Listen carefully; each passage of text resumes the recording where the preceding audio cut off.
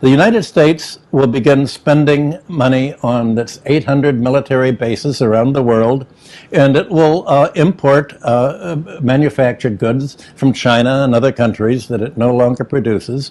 When it spends these dollars, the dollars are received by Korea, other countries, and the recipients take the dollars and they turn them into domestic currency because that's what other countries use, and they get the domestic currency from their central bank. So they turn the dollars over to the central bank that now ends up with these dollars. Well, what does the central bank do with it?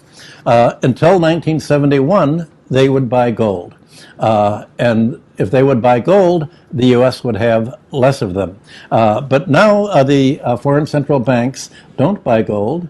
They don't buy stocks or private sector bonds. They really don't have much of a choice to do anything except buy U.S. Treasury bonds. So they, when they buy U.S. Treasury bonds with them, they send the money back to the United States. It is recycled back into the U.S. government. So the U.S. government spends on military account. This gets into foreign economies. Their central banks turn them back in. And that is what has created the whole Western world into a dollar area. Everybody using the dollars. And for foreign central banks, Russia, other countries, even China for a while, these dollars in their reserves enabled them to expand their economy, to spend abroad, and continually grow.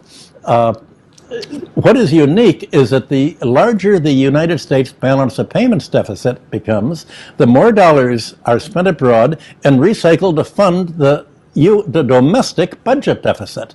So the government doesn't have to borrow from the United States citizens and investors.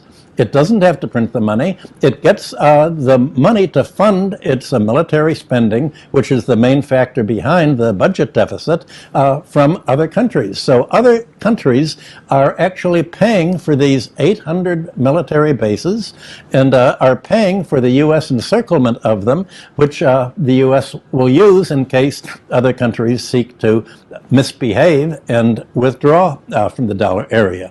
So this is essentially a way of making other countries pay for U.S.